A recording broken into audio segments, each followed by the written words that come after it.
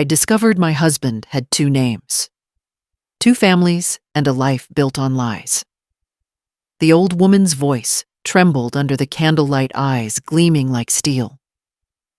For 40 years, I believed in love, until one night I realized I'd been nothing more than a supporting character in the story of my own life. The Tesla notification glowed across the dark marble of the kitchen counter, slicing through the quiet like a siren only she could hear. 11:32 p.m. Driver door opened, 2140 North Hudson Ave. Evelyn Pierce's fingers hesitated above the phone, the pale light etching every line that 62 years had drawn across her skin. Leo had texted an hour ago, running late. Trial brief. Don't wait up. His excuses were as polished as his cufflinks, identical, interchangeable, and previously unexamined. But that small blue dot on the Tesla app pulsed from a part of Chicago she had never once been invited to. She took the keys. The night air off Lake Michigan carried the metallic tang of cold water and diesel, scattering reflections of gold across the towers. Driving north, she counted streetlights like heartbeats, steady, mechanical, unwilling to skip a single one. When she reached Hudson Avenue, the houses stood close together, red brick elegance with curtains drawn and porches trimmed in fairy lights. Her headlights off, she rolled to a stop beside a townhouse so new it still smelled of varnish. The Tesla was there, hers theirs, its glossy hood, breathing under a garage lamp. A woman passed behind the upstairs glass, haloed in warm light. A boy followed hair-damp pajamas striped. The woman turned, smiling, maternal, ordinary, intimate. Evelyn felt her pulse in her wrists, in her throat, everywhere but her heart. Her phone buzzed again. Front trunk opened. Driver Leo P. She watched him carry a white bakery box through the doorway of that glowing house.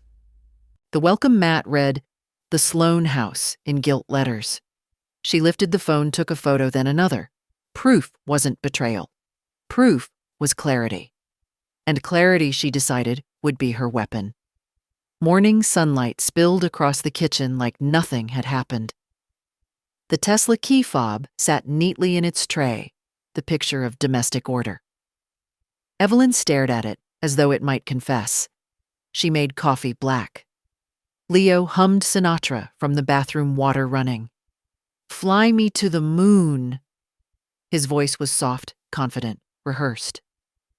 Evelyn opened her laptop, typed faster than she'd allowed herself to think Chicago building permits, public portal. The interface was sterile, bureaucratic gray. She entered the address, 2040 N. Hudson. Within seconds, the screen bloomed with blueprints and scanned forms. Owner Hudson Development, LLC. She clicked deeper. Registered Agent Pierce Consulting Group. Her chest tightened. That was his side company, the tax shelter he'd mentioned during their last refinance. Attached documents revealed contractor invoices, millwork marble counters, custom nursery cabinetry. She froze on that word nursery. The timestamp hit her harder than the caffeine. Issued 8 months ago, signed by L. Pierce. He'd told her he was in Phoenix for a litigation seminar. She remembered the selfies he'd texted, hotel sheets. Gray suit, the corner of a window looking onto desert sky. She forwarded everything to her external drive, named the folder Clarity. Her phone buzzed. Morning, Ev. Heading to the office early. Big client review. Love you. She typed back, good luck. Bring home wine. The lie tasted clean, almost professional. When the door closed, she exhaled through her teeth and printed the permits. The paper trembled slightly as it emerged like a pulse. She pinned the first sheet to the corkboard above her desk. Beneath it, in neat handwriting, Hudson Address Nursery, Leo's signature. Proof was growing roots. The clink of a spoon against a crystal glass had never sounded so sharp. Evelyn stirred her coffee, watching the cream spiral like smoke. Across the table, Leo adjusted his cufflinks and smiled, the same charming grin that once melted juries and neighbors alike. Big day today, he said. The firm's closing that hospital case. We'll make the front page of the Tribune. Evelyn nodded. You always do. He leaned over the counter, kissed her cheek, and smelled of aftershave and clean linen, the same scent that clung to the robe she saw through the Hudson window. She forced herself to breathe evenly. You were home late, she said lightly. He laughed easy and polished. Midnight oil, darling. You know how these filings go. He plucked an Art Institute membership card from his briefcase and dropped it beside her plate. For us. Thought we could use more color in our weekends. Her hands froze midair. Color. The man had just built a nursery in another house and still thought of her as his palate cleanser. She smiled. That's thoughtful, Leo. He reached for his mug. By the way, remind me what's Naomi's little boy's name again? Eli, she answered. He frowned. Right. Thought it was Jude. The name landed between them like broken glass. Evelyn looked down, swirling her spoon until the clinking masked her pulse. Leo kissed her hair. Don't overthink it. You know me, I mix people up. She smiled again, thin and sharp. Yes, she said quietly, I do. When the door shut behind him, the silence in the condo was total. Evelyn touched the rim of her glass. It vibrated faintly, resonating like a warning she could finally hear. The clink of a spoon against a crystal glass had never sounded so sharp. Evelyn stirred her coffee, watching the cream spiral like smoke. Across the table, Leo adjusted his cufflinks and smiled the same charming grin that once melted juries and neighbors alike. Big day today, he said. The firm's closing that hospital case. We'll make the front page of the Tribune. Evelyn nodded. You always do. He leaned over the counter, kissed her cheek, and smelled of aftershave and clean linen, the same scent that clung to the robe she saw through the Hudson window. She forced herself to breathe evenly. You were home late, she said lightly. He laughed easy and polished. Midnight oil, darling. You know how these filings go. He plucked an Art Institute membership card from his briefcase and dropped it beside her plate. For us. Thought we could use more color in our weekends. Her hands froze midair. Color. The man had just built a nursery in another house and still thought of her as his palate cleanser. She smiled. That's thoughtful, Leo. He reached for his mug. By the way, remind me, what's Naomi's little boy's name again? Eli, she answered. He frowned. Right. Thought it was Jude. The name landed between them like broken glass. Evelyn looked down, swirling her spoon, until the clinking masked her pulse. Leo kissed her hair.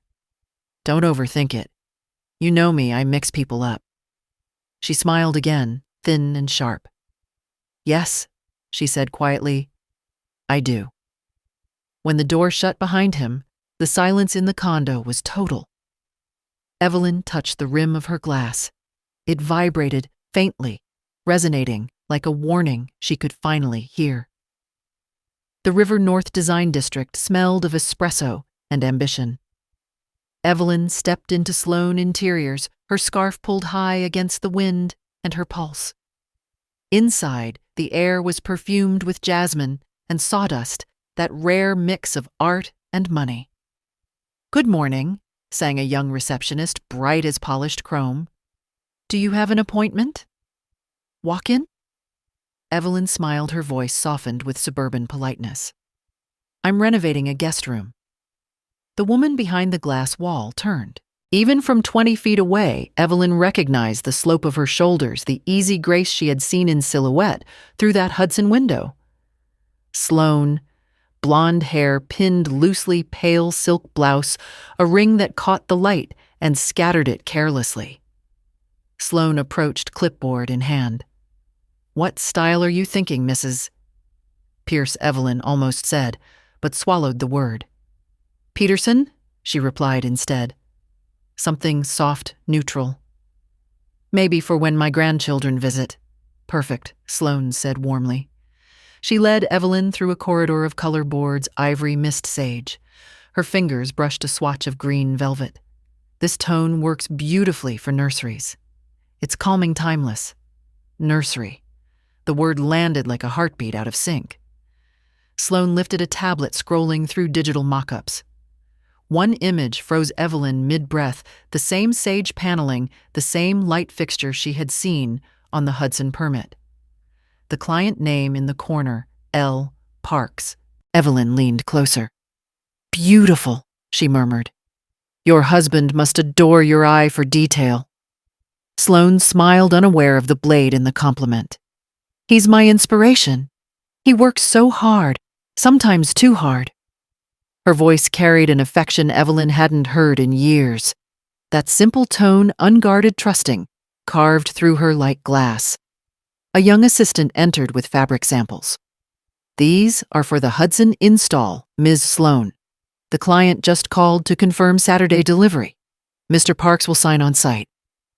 Sloane nodded, tucking a strand of hair behind her ear. "Perfect. He hates when I fuss about details, but I want everything right for Jude." Jude. The name returned sharp as the morning she'd first heard it. Evelyn's smile didn't falter. She reached for her purse, leaving a business card she would never answer. "Thank you, Ms. Sloane. You've been illuminating." As she stepped into the icy air outside, the city noise roared back cabs, sirens, a woman laughing down the block. Inside her chest, something colder than winter settled in. Proof had a face now, and it wore silk. Saturday mornings used to mean croissants, newspapers, and the easy comfort of parallel silence. This one began with fog curling low over Lincoln Park and the hum of a crowd by the soccer fields. Evelyn parked 2 blocks away, the same precision she used for courtroom exhibits, and slipped through the gate like a ghost. Whistles blew. Kids in orange jerseys chased the ball in chaotic joy. On the sidelines, Leo stood in a navy jacket with a clipboard and the posture of a man entirely at peace. He crouched, tied a boy's shoe, then ruffled his hair. The boy's laugh cut straight through her. Jude. The name she'd memorized in secret files now had a heartbeat. "Go get him, champ," Leo called. His voice, the one that used to wish her good night, rose above the cheers. He looked lighter here. No courtroom stiffness, no practiced charm. Just a man who belonged. Evelyn stayed behind a row of trees, camera angled through branches. Every frame burned itself into her mind. Jude's grin, the matching curl of hair, the same dimple Leo hid behind his smirk. A gust lifted her scarf, and for a split second, Leo turned toward the sound. His eyes scanned the crowd, curious, alert, but slid past her without recognition. Why would he expect a ghost from his first life to haunt this one?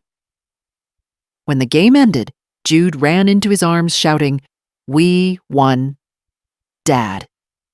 Leo lifted him high, spinning in the sunlight. Evelyn's camera shutter clicked once, twice. Proof in motion. She stood until the laughter faded, until the field emptied into normal life. Then she whispered into the wind, "Enjoy your victory, Leo. It's your last." The condo was silent, except for the rain ticking against the glass. Evelyn stood in the living room, coat still on camera strap hanging from her wrist. The air smelled faintly of lemon polish and deceit. She set her phone on the counter, pressed the Tesla app, and waited for the truth to load. The screen brightened, a map of Chicago blue trails threading across the city like veins. Her veins. Every business trip, every late-night call, it was all there in neat electric lines. Trip history, locations, charging stops.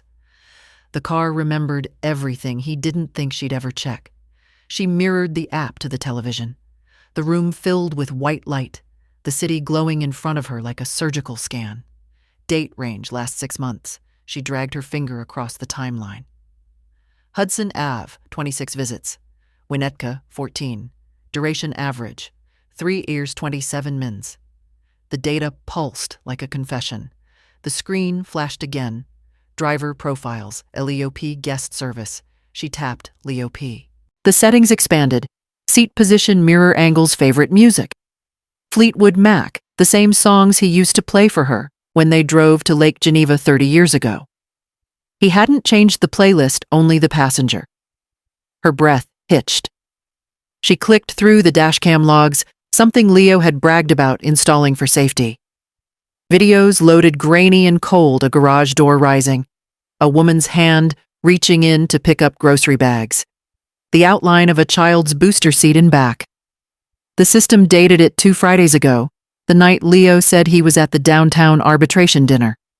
Evelyn sat down on the couch, remote still trembling in her hand.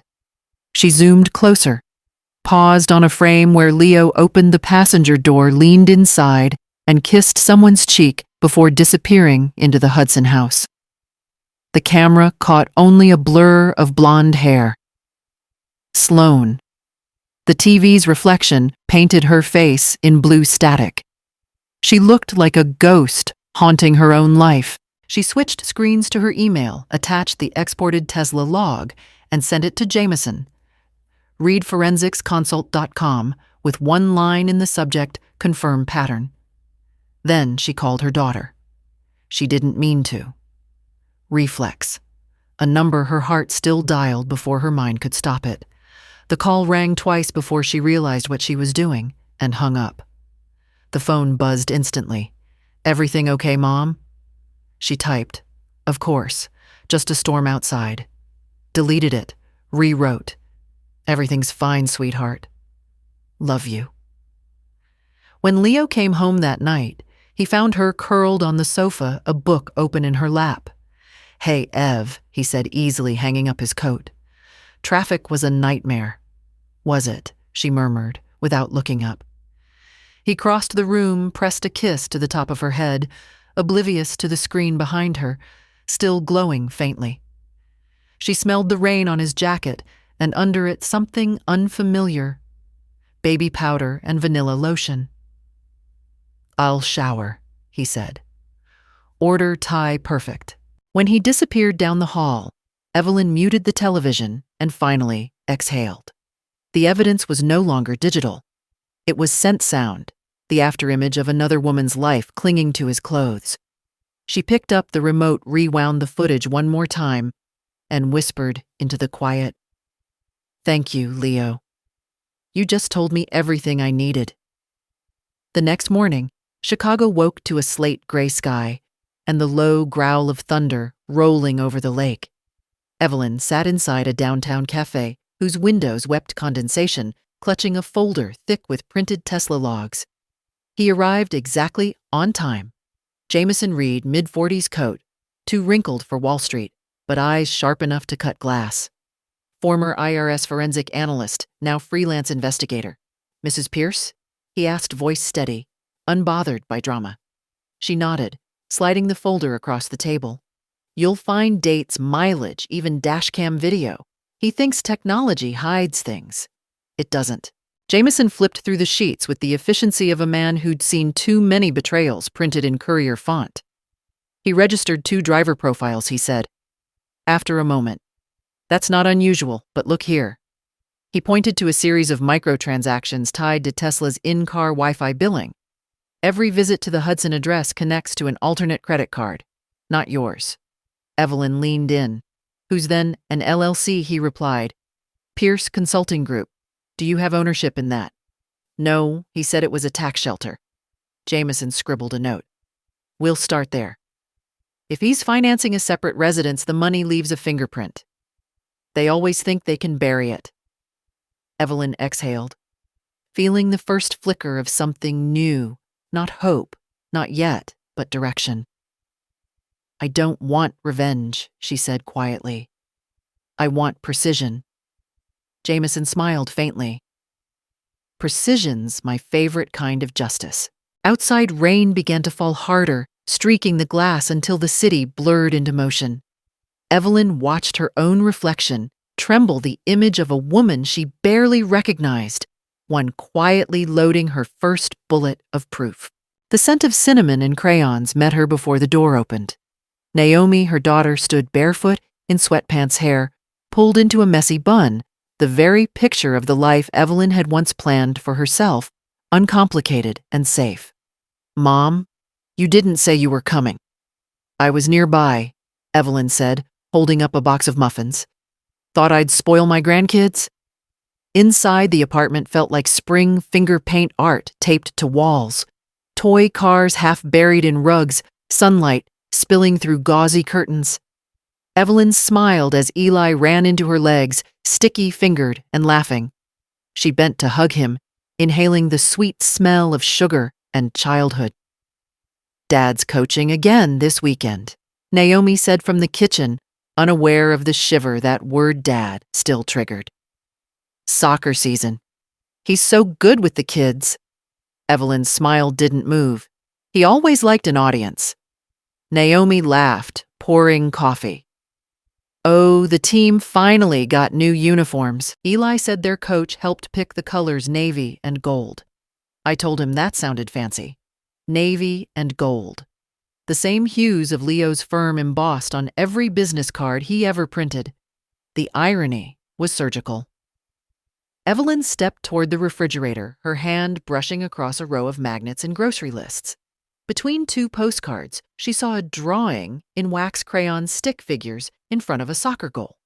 Above them, shaky letters spelled Coach Parks. Her throat tightened. Eli, honey, she said softly. Who's Coach Parks? He grinned. My other team's coach. He looks like Grandpa Evelyn's hand trembled as she smoothed the paper. He must be wonderful, she whispered. Yeah, Eli said proudly. He always wins. Evelyn smiled again, small and sharp as broken glass. I bet he does. The email arrived just after midnight. Subject line City of Chicago. FOIA response. Evelyn's finger hovered before clicking, her pulse ticking in her throat like a countdown. The attachment opened pages of scanned permits, payment ledgers, and construction photos. Bureaucracy had never looked so human, so personal. She scrolled slowly every line of text, another incision. Permit interior renovation, residential 2140 N, Hudson, contractor Sloan Design LLC. She swallowed hard. So it was her. Not just a name on a showroom wall, but the signature on invoices written in elegant looping blue ink. Invoice, number 7 custom nursery cabinetry, $8,450. Invoice, number 77 Waitit, crib installation, client L. Parks. The timestamp was brutal, the same week Leo had sworn he was in Phoenix for arbitration. She remembered the selfies he'd texted hotel mirror-pressed gray suit, half smile. Now she saw the cropped reflection in the glass behind him, a crib's curved edge faint, but undeniable. Evelyn zoomed closer until the pixels broke apart. It wasn't just deception, it was choreography. Every lie rehearsed to a metronome of precision. She printed everything, spreading the pages across her dining table until the mahogany disappeared under legal paper. It looked like an autopsy of her marriage organs of deceit, laid open under lamplight. Her phone buzzed. A message from Leo flight delayed. Be home tomorrow night. Miss you.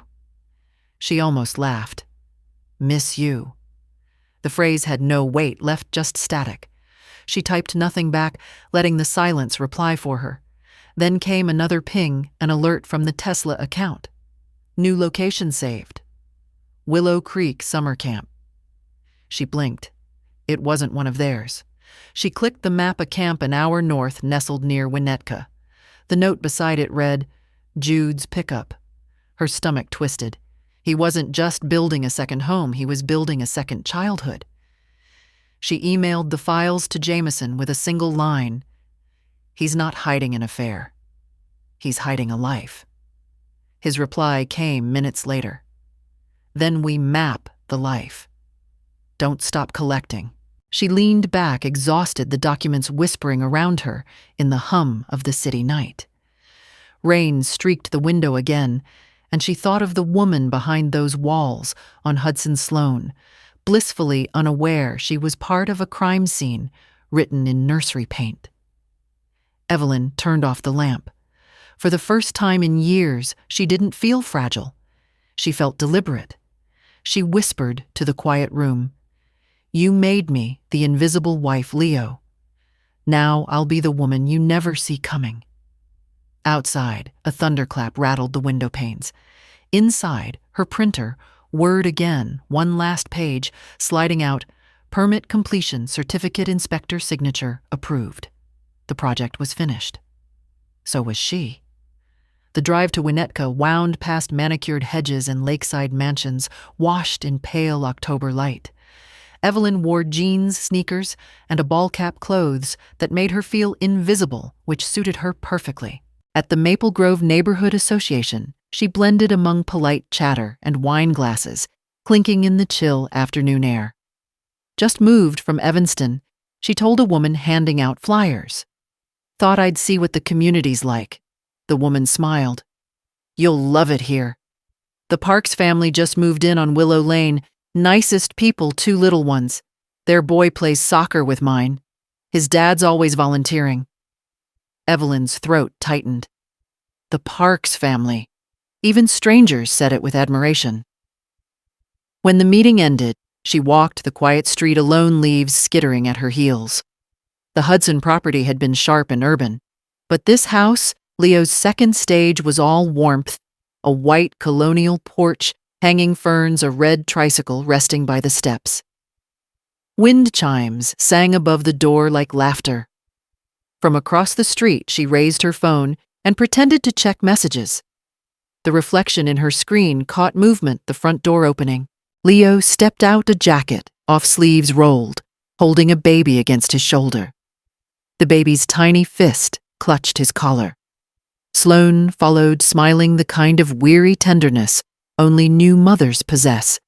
She touched Leo's arm and leaned against him, as naturally as breathing. Evelyn's vision blurred. She blinked hard, steadying the camera. Click, click. 2 photos. Perfect. Focus, perfect proof. Then she turned and walked away before the wind could carry her scent across the street. The storm outside cracked through the skyline like a confession. Evelyn's condo glowed with sterile light, every lamp burning as if to keep shadows from lying again. Her dining table had long vanished beneath evidence permits, receipts, photographs, maps, ink bleeding onto ink. She stood barefoot on the parquet floor, rearranging the pages as though solving a crime scene, and in a way she was. The air smelled faintly of printer toner and stale fear. She pinned the first photo at the center of the corkboard, Leo at the soccer field, arms around Jude, both grinning. Around it, she fanned the documents like spokes on a wheel.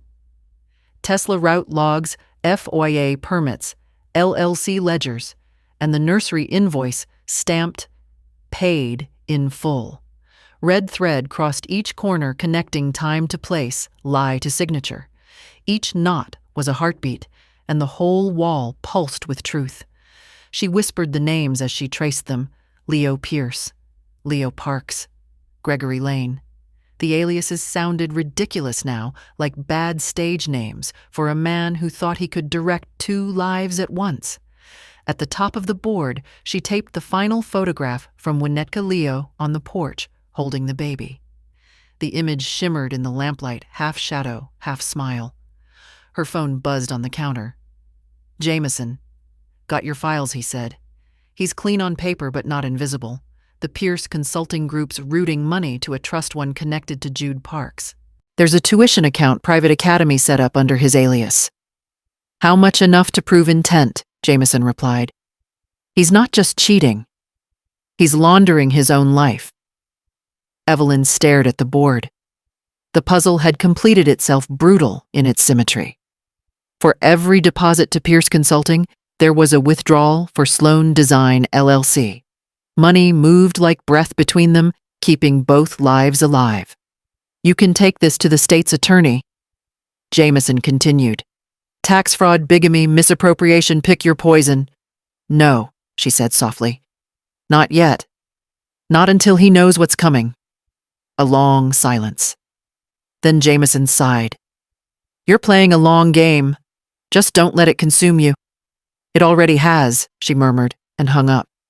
She stepped back, taking in the whole mosaic, the tidy world Leo had built, and the chaos that now mapped it. On the far left corner of the board, she tacked a new note in bold ink, Phase 2 exposure. Lightning lit the room in harsh blue. The window reflected her image back at her hair-loose eyes, hollow but fierce, the face of a woman stripped down to her purpose. She whispered to that reflection, "You built this cage, Leo. But I'm the one holding the key now." The thunder rolled in answer. She turned off the lights one by one until only the glow from the evidence wall remained red threads gleaming like arteries under glass. Outside, the city pulsed with secrets. Inside, Evelyn Pierce, wife, widow, and ghost of a marriage, took her seat at the center of her own investigation. The cafe smelled of roasted beans and quiet secrets. Evelyn chose a corner table, her back to the window. Across from her sat Sloane, pale silk blouse, no ring today, a stroller parked beside her chair. The baby inside stirred softly. Small fists wrapped in pink mittens. "You must be the new neighbor," Sloane said kindly. "Willow Lane is such a sweet street. Have we met before?" Evelyn smiled. "Not officially. I've seen your husband around. He looks familiar." Sloane's eyes brightened. "Everyone says that. He has one of those faces. Two of them," Evelyn thought. The barista delivered 2 cappuccinos, steam curling between them like ghosts. "Your little one's beautiful," Evelyn murmured. "Thank you. Sky's 6 months today. Congratulations. And your son, Jude, right?" Sloane laughed softly. "Oh, you've heard of him already. He's obsessed with soccer. Marcus coaches his team. It's adorable." The name slid like ice under Evelyn's skin. Marcus. The same letters rearranged into another lie. She tilted her head. "Marcus travels a lot." "Too much." Sloane sighed. "He does consulting work. Japan, New York, it's been hard since his first wife passed." Evelyn's spoon paused mid-stir. "Passed." Sloane nodded, eyes tender with pity. "He told me she died in a car accident 15 years ago. I can't imagine that kind of loss." For a moment, Evelyn couldn't breathe. 15 years ago, she'd been alive tending her mother through chemotherapy, while Leo claimed business trips. She forced a smile. "You're very lucky, Sloane. Not all men love that deeply twice." Sloane blushed, unaware of the tremor behind the words. When Evelyn left the cafe, she didn't look back. The truth wasn't a wound anymore. It was ammunition. The next evening, Evelyn met Jameson in his office, a narrow space above a pawn shop, paper stacked and buzzing with the hum of old fluorescent lights. Rain streaked the window like static as he motioned her closer. "I pulled more threads," he said, tapping a laptop. "Your husband didn't just build a second home, he built a second network." On the screen glowed 2 company names, Pierce Consulting Group and L Parks Development. "Both bid on municipal contracts for city renovations," Jameson continued. "Guess who signed approvals for both sides?" Evelyn stared. "Leo." He nodded. "He used your joint credit line to bankroll the shell accounts. The profits funneled straight into Sloane's business." He clicked again. Photos and PDFs appeared, school gym rebuilds, park benches, stamped funded by the Haldane and Morris Initiative. Evelyn remembered cutting the ribbon at one of those ceremonies, smiling for cameras, while her husband stood beside her, perfectly loyal, perfectly false. Jameson leaned back. "He's not just lying to you. He's defrauding the city. If this breaks public, he's finished." Evelyn's gaze drifted to the window. The pawn shop's neon sign flickered red across her reflection. "He told me once that marriage is about trust," she said quietly. "He just never said whose." Jameson studied her face. "Do you want to ruin him, Mrs. Pierce?" She met his eyes without blinking. "I want him to feel it." Outside thunder rolled through the streets like applause for a show nearing its finale. Evelyn gathered the files, each one a nail for Leo's coffin, and smiled faintly. "Then, let's raise the curtain," she said. The house was quiet when Leo came home, the kind of stillness that could pass for peace or the moment before a blade drops. Evelyn waited at the dining table, a single lamp burning overhead. Her laptop opened to a photograph, the Hudson house perfect in its suburban glow. He hung up his coat, loosened his tie. "You're up late," he said, warmth in his voice, habit in his smile. "I couldn't sleep," she replied softly. "You ever get that feeling? When your mind just won't turn off?" He kissed the top of her head. "Try some tea. Chamomile still works."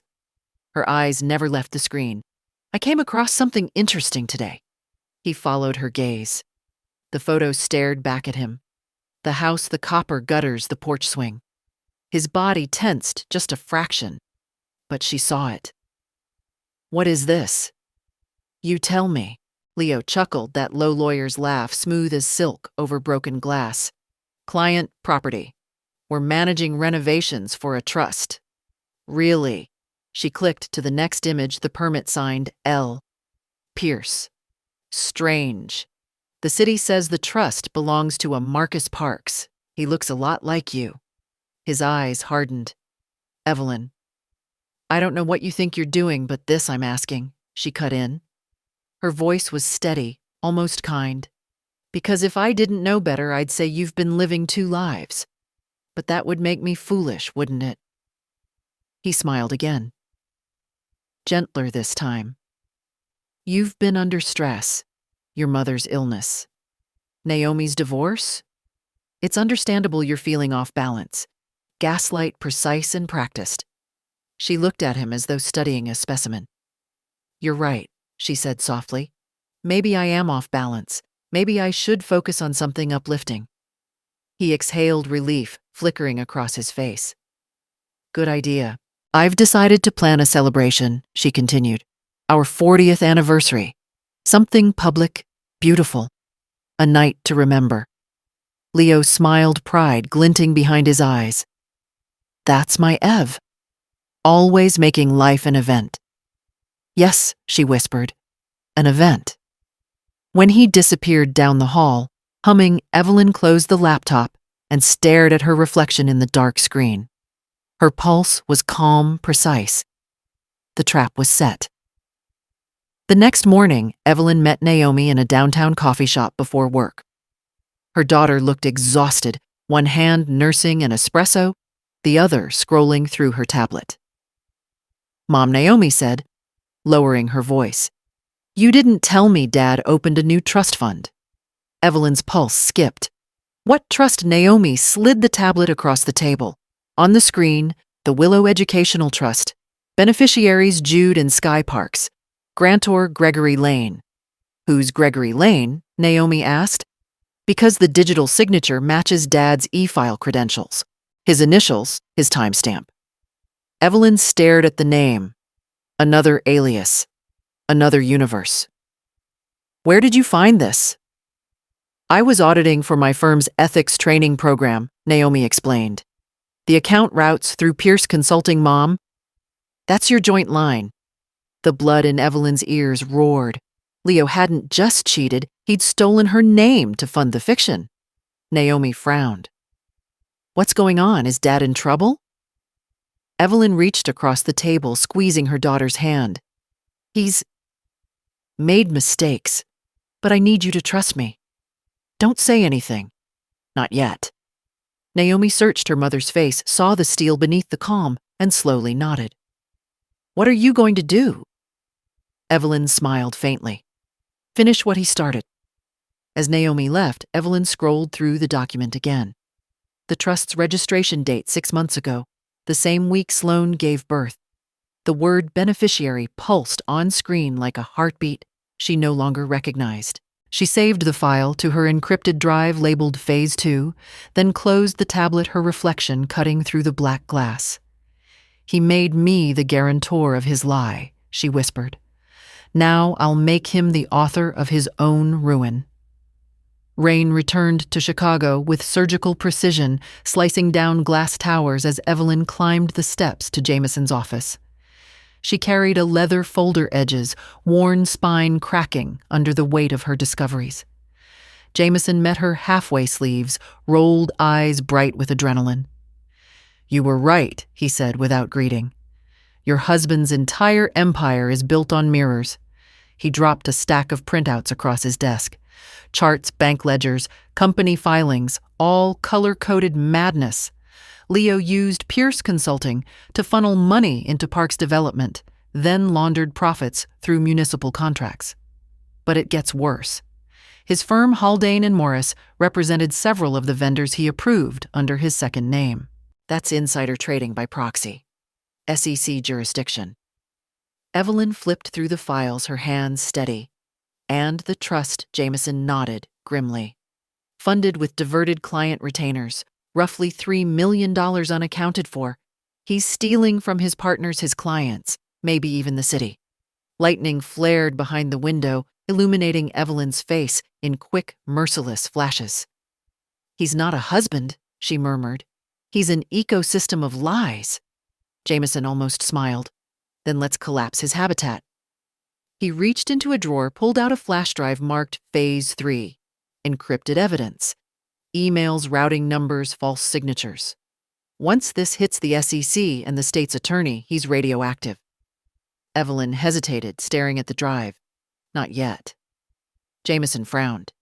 "You're still holding back." "I want him to feel safe first," she said. "To think he's untouchable. That's when men like Leo fall the hardest." Jameson leaned back. "You sound like someone who's done this before." She smiled faintly. "I was married to him for 40 years. I learned from the best." He laughed once, low respectful.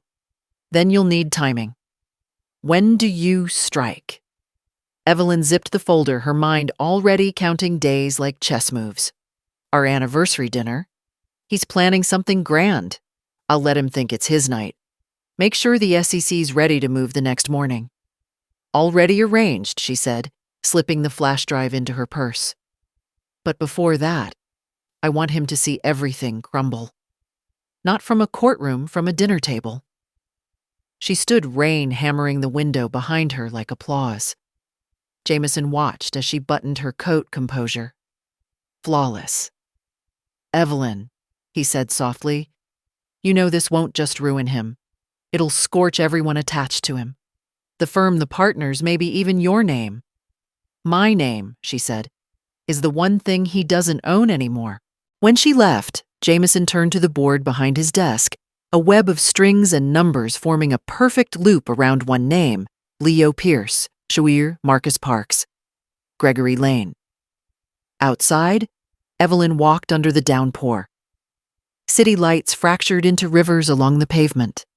The storm soaked through her coat, but she didn't flinch. Each raindrop was an absolution washing off decades of silence. Tomorrow, she would send the files. The next day, she would face him. And by Friday, the man who built his world on false signatures would sign his own ending. Dawn broke pale and exhausted over Lake Michigan. Evelyn sat by the window of her study, rain still dripping from the ledge laptop, open to a blank email. The cursor blinked like a heartbeat, asking if she was ready to be cruel or kind. She opened a new transfer form under an alias Jameson had helped her create. Sender Marlowe Holdings. Recipient Sloan Parks. Amount $250. Memo line for the children. It wasn't forgiveness. It was insurance. The cursor hovered over send.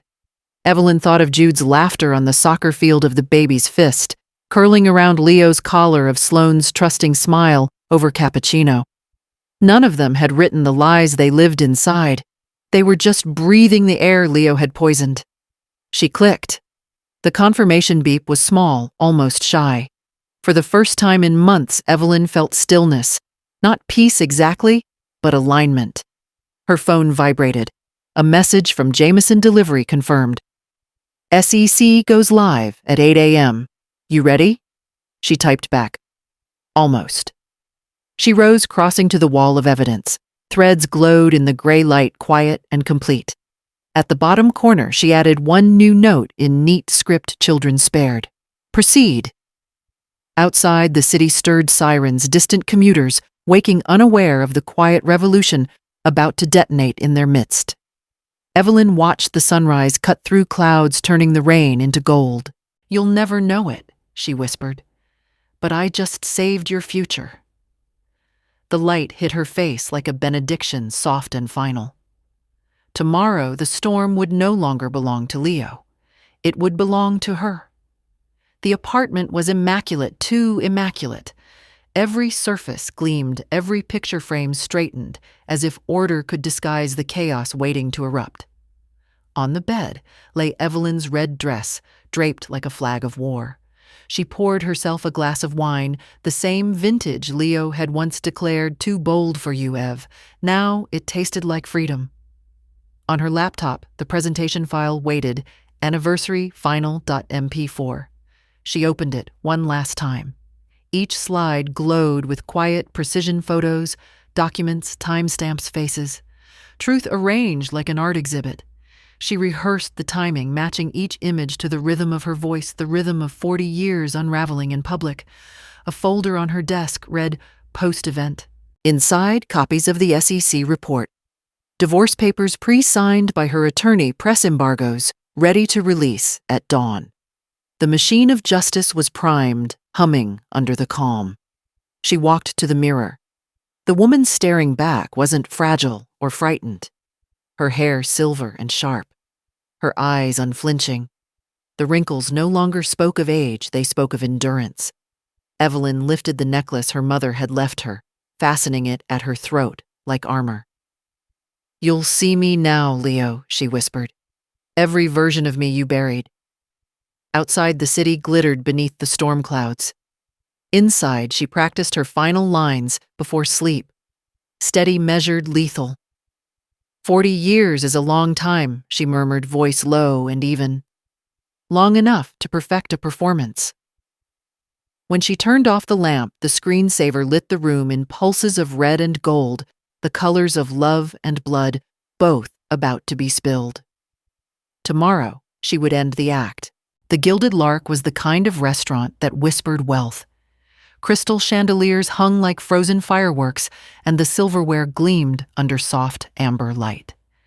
Waiters moved in perfect silence, carrying trays that smelled faintly of truffle and deceit.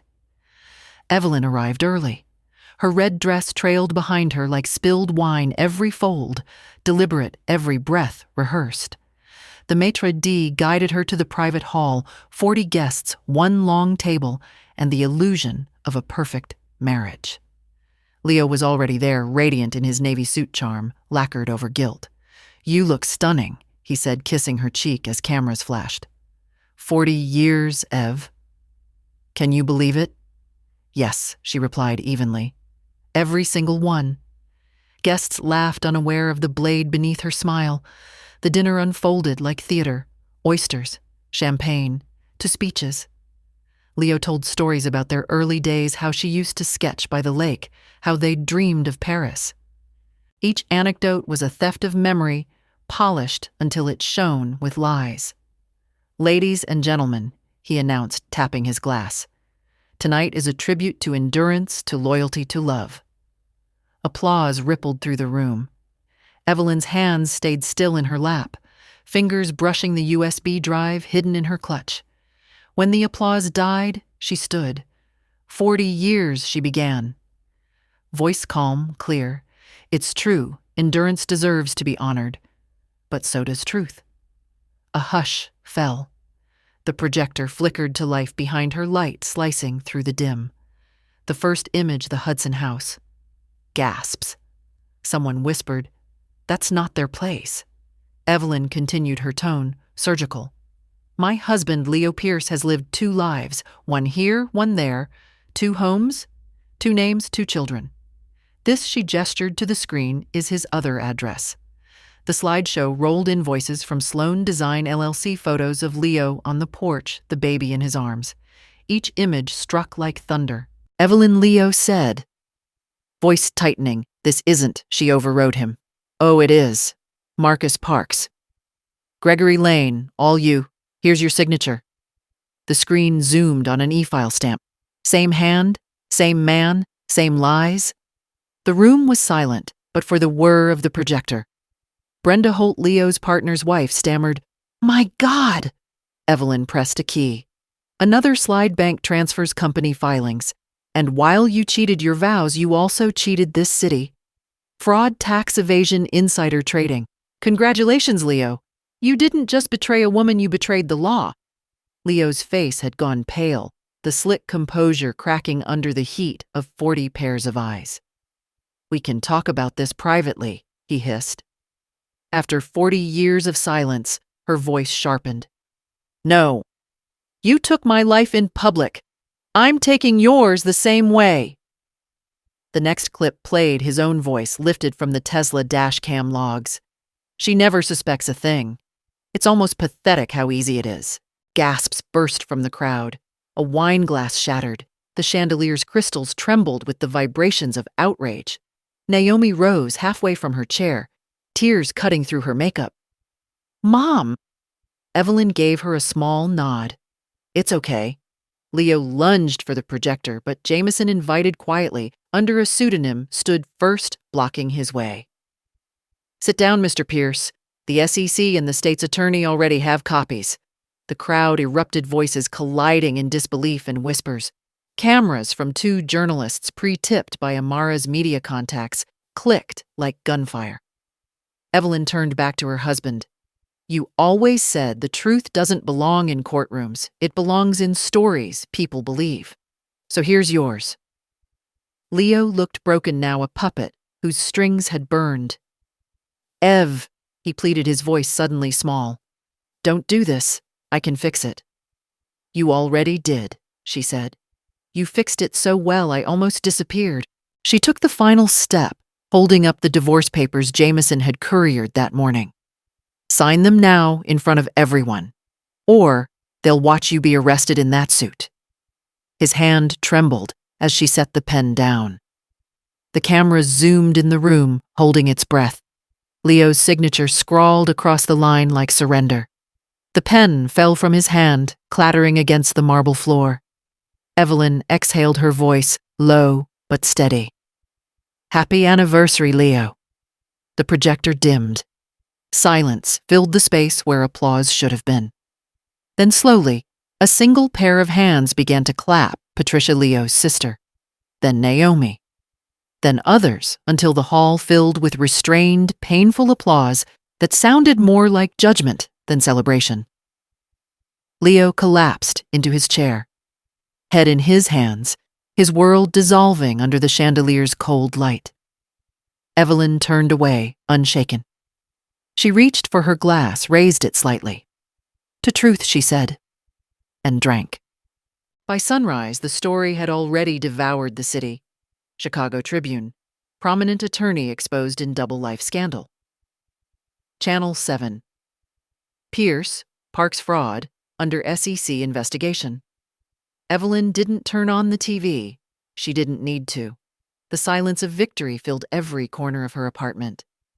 On the table lay the red dress from last night, folded neatly beside the divorce decree signed in blue ink. His name now a ruin. Her phone vibrated nonstop. Reporters, colleagues, friends who suddenly remembered her number. She ignored them all. Instead, she opened the balcony doors. The morning air was cold, tasting of metal and rain. Across the skyline, the lake shimmered under a newborn light. The same horizon she'd stared at for years, waiting for him to come home. Now it was hers alone. A knock sounded at the door.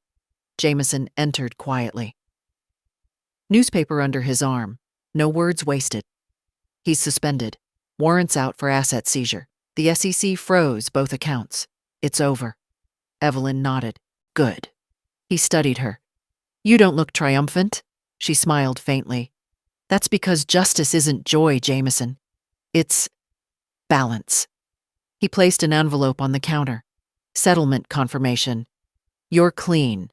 They'll call you as witness, not accomplice. Thank you, she said simply. He lingered a moment, then left. The door clicked shut with the softness of closure. Evelyn stepped back onto the balcony, wind tugging at her hair. Below, the city pulsed alive and unaware of the woman who had just rewritten her own story. She whispered not to Leo, not to the past, but to the water itself. You can stop running now. For the first time in decades, she believed it. The lake breeze carried the faint scent of jasmine, the ghost of last night's perfume, and she smiled small and real. Behind her, the phone buzzed one last time. Unknown number.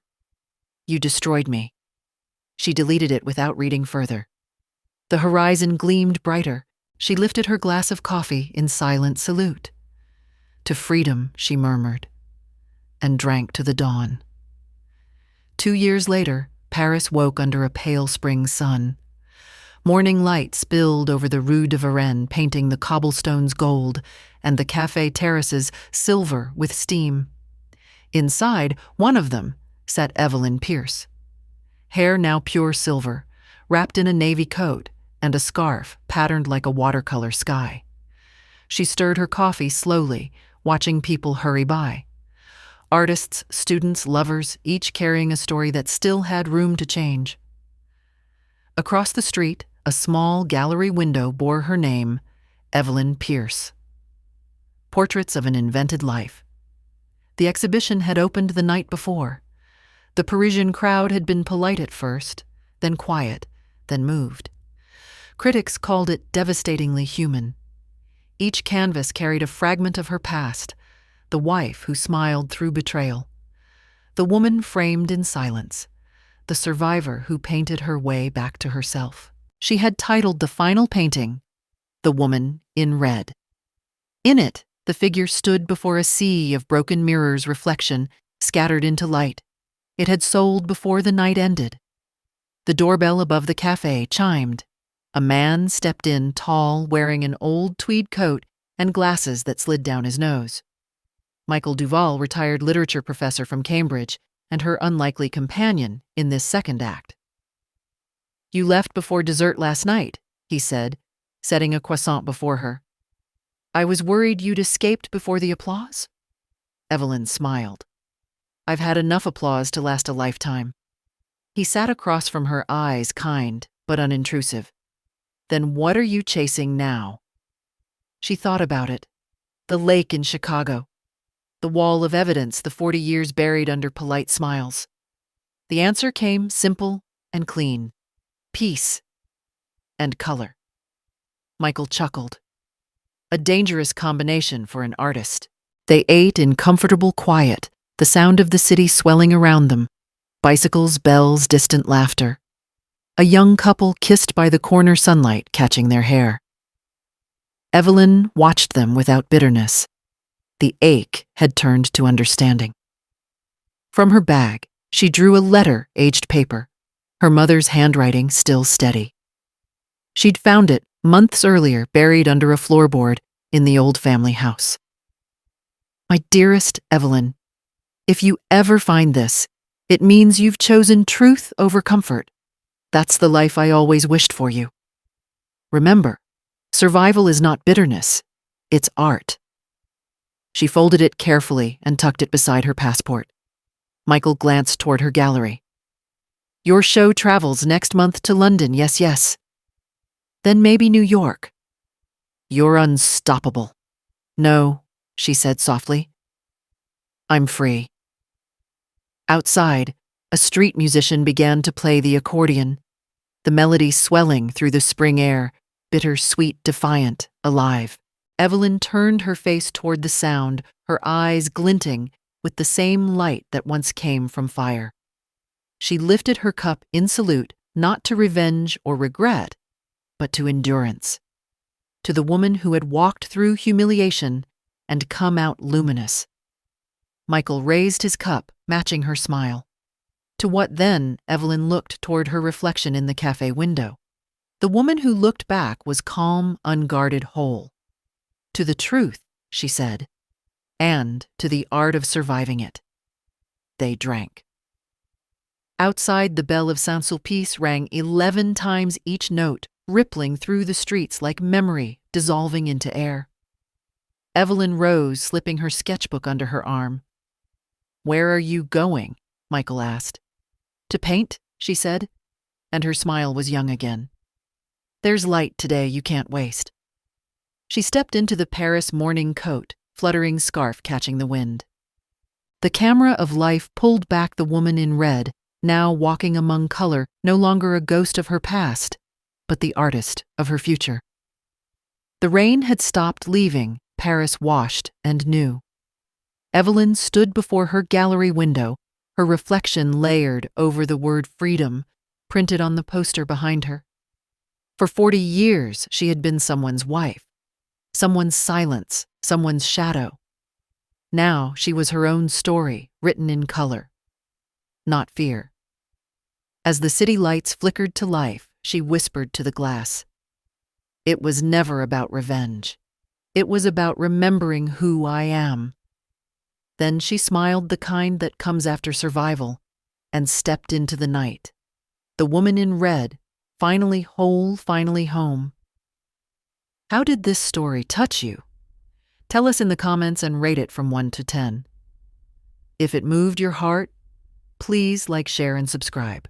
Tap the so you won't miss our next emotional story. And before you go, click on the end screen to discover more powerful, heartwarming tales waiting just for you. See you in the next story.